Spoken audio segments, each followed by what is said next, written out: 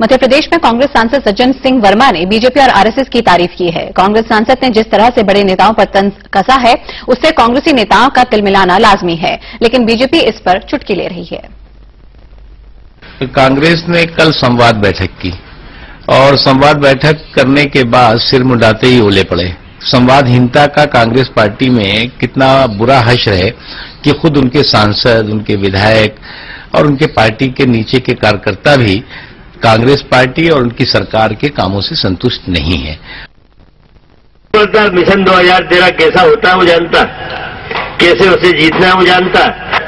मैं भी रिटायर होने की कगार पे हूँ, अभी देख रहा हूँ टीप टाप बढ़िया होके, लेकिन अब उन लोगों से निवेदन करता हूँ कि बहुत हो गया, प्राचीन इमारत तो अब तुम भी पीछे हट जाओ, रंग रोगन करते रहेंगे, नहीं तो फिर किसी दिन दे जाएगी इमारतें।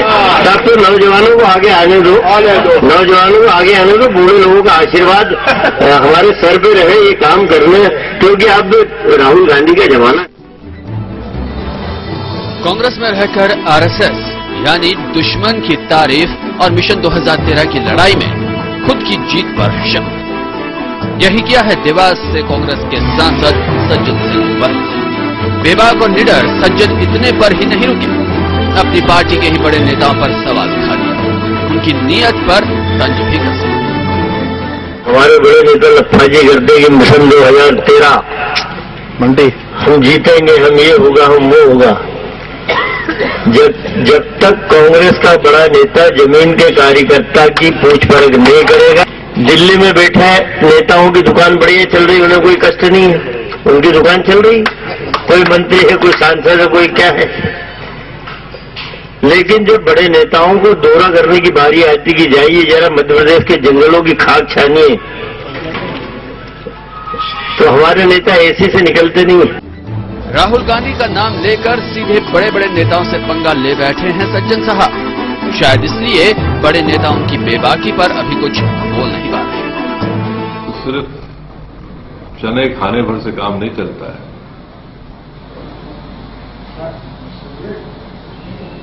सही इश्यूज को लेकर जनता के बीच जाना ही जरूरी है। सज्जन के बोल वचनों से कांग्रेस की पेशानी पर बल पड़ गए हैं, लेकिन बीजेपी जरूर गदगद है और इसमें उसे सियासी फायदा निकला है।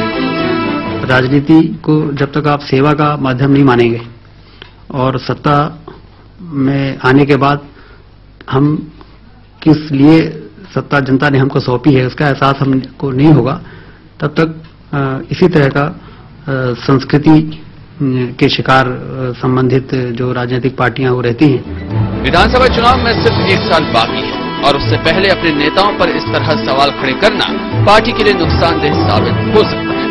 सवाल ये है कि क्या सज्जन सिंह वर्मा एक जिम्मेदार नेता होते हुए ये बात बंद कमरे में नहीं कह सकते थे। नीमच से विकास ओझा के साथ वीरेंद्र शर्मा, समय।